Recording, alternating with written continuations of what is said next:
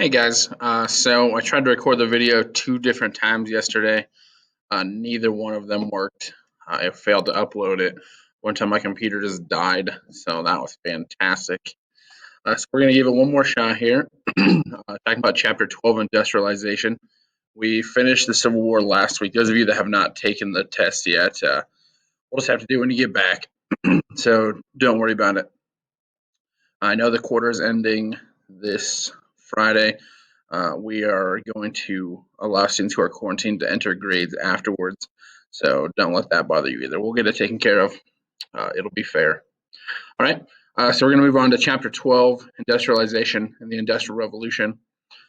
We ended the Civil War, and that's a big transition because we took away slavery and it collapsed the Southern economy. We talked about that. And when we collapsed the Southern economy, it left cotton standing in fields. They didn't have any laborers to harvest it. We uh, essentially wrecked the northern economy too because it's based on shipping and manufacturing. And if there's no cotton to ship, then they don't have a way to make money either. So it essentially wrecked most of the economy. We talked about how Andrew Johnson was difficult to get along with in politics, and now we're going to transition into what made America boom. So let's get into the objective. Students will be able to analyze the factors that helped America boom during the Industrial Revolution. I'm going to go through this fairly quickly. If you want to stop and pause to write down notes, that would be great. You should be able to pause the video. You should be able to skip ahead, go backwards, forwards, kind of like a YouTube video. The recording software is called Loom. This is kind of a different deal. Okay. Some components of the U.S. industrialization. It began in the early 1800s, but it really took off after the Civil War. There's an increase in technology. We have a large workforce. Families are coming in, immigrants. There's about 17 million immigrants from 1870 to 1910. So that's increasing the diversity of the U.S., the different cultures here. We have new inventions taking off. We'll talk about those in just a second. And free enterprise, that's the big deal here. Free enterprise is the ability for businesses to make their own decisions. They can run their business how they see fit. They can make choices based on the market. They can produce what they want, sell it to who they want, and that really allows them to take off. Again, if you want to pause that and write this down, that's fine. I'm just going to keep moving to keep the video short and to the point, kind of like a crash course. Okay, some outcomes of the revolution. The gross national product was the total value of goods and services that a country produces during a year. As the GNP increased, the U.S. becomes a world leader by the late 1800s. Think about that for a second. The U.S. declared our independence from Britain in 1776. We're a free nation in 1783 from the Treaty of Paris. And then about 100 years later, we are the world leader of exports and products and services. Talk about a really big boom. This increased settlement of the West. We'll talk about how that happened in a little bit with the railroad. An increased survival rate. We have better healthcare, better productivity. We start to have factory life and introduction of new inventions that helped factories function efficiently. And later we'll have to get into safety features of the factory and work conditions. But there's better living conditions. People are moving to the cities for jobs. There's more reliable food sources. Just things that are making living in America a little easier. Okay. I'm going to move my face out of the list of inventions. Okay, so some of the new inventions include the telephone, the diesel engine, alternating current airplane, telegram, improved camera, the cotton gin, steam engine, spinning jenny. You could even talk about the telegraph. We talked about how Lincoln used the telegraph in the Civil War. So as part of your assignment, I posted on the classroom these inventions. You can choose one of them, and I want you to really look at the impact that it had on American society. I mean, for the first time, we have efficient engineers. The inventions are coming fast, and it's really making America explode in production, as you saw by the statistics saying we're the world leader in GNP. Okay. Just lost my train of thought. What I was going to say is the Industrial Revolution actually started in Britain, and I think that's on another slide. But I just wanted to bring it up right now that it started in Britain in the early 1800s, but a lot of the inventors in the United States came from Europe, as did most of our citizens, right? At one point, most of us immigrated from Europe somewhere, and Britain lost a lot of intellect and ingenuity because they traveled to the United States, and that really upset them. Okay, so we're going to move on. I'll have to move my face again. There we go. The railroad helped link the nation.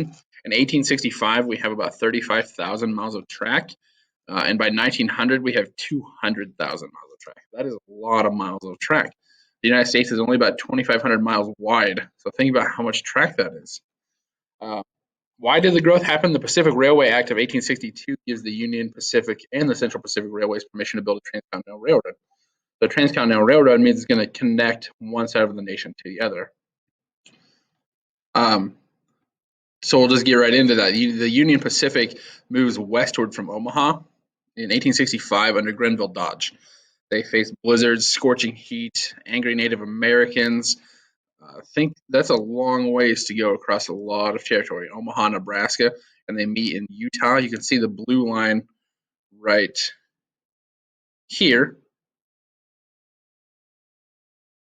is what they built. Sorry, that was pretty terrible. But the blue line is what they built with the Union Pacific. The red line that they built over here was the Central Pacific. We'll talk about why that was difficult for them in just a minute. Okay. Let me get back to the clicker thing. Okay. Building the Central Pacific Railroad, they pushed eastward out of, I think, somewhere in California. I think maybe San Francisco. That might not be right. Under Theodore Judah, there's a shortage of workers, so they hired 10,000 laborers a day, $1 a day. So $10,000 of labor a day, and it's a 4-year project. The dynamics of this is ridiculous. To get all their equipment to the West Coast, they had to go clear around Panama.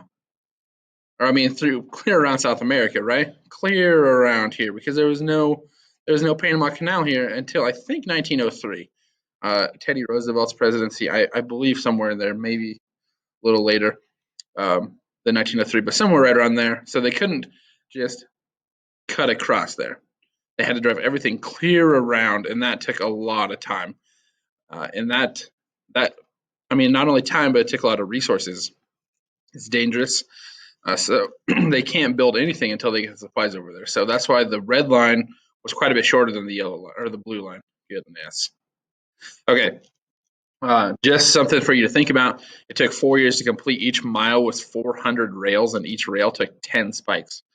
So that means there's a total of 1,774 miles and over 700,000 rails and 7 million spikes. Just think about how many hammers that is. What if you're good enough to pound the spike in one swing of the hammer? Which probably not. Most people aren't. How many times do you have to swing the hammer? Like 7 million times? Like 3 times even? It's like 21 million hammer swings to build this thing.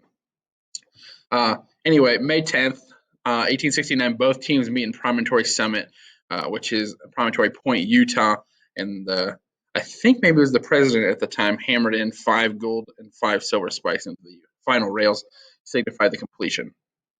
Okay. The impact of the Transcontinental Railroad, it makes it easier to ship coast to coast. It expands westward settlements, and it creates time zones to schedule trains and passenger safety. There's 4 time zones in 1883: Eastern, Central, Mountain, Pacific. We still follow those today. Obviously, Crawford is in Mountain Time. The western part of the state is in Mountain Time. The eastern part of the state is in Central Time. And this took away more land from the Native Americans, which is a reoccurring theme in U.S. history, honestly. We kind of do that a lot. All right. 2 points of closure to wrap up this lesson. The Transcontinental Railroad linked the nation together for the first time in American history, shortening the time to travel from coast to coast to a few days instead of a few months. The second point, the Industrial Revolution did great things to the U.S., such as it created jobs, improved the standard of living, and boosted the U.S. economy to a world superpower. So that's a pretty big turnaround from the Civil War, where we were fighting each other, to now we're leading the world in production. If you guys have questions, you can shoot me an email, comment. I think maybe you might be able to comment. I'll post this on the classroom. And again, your assignment was posted yesterday. It's about an invention. All you need to do is read the instructions. Again, if you have questions on that, shoot me an email also. Thanks, guys. See ya.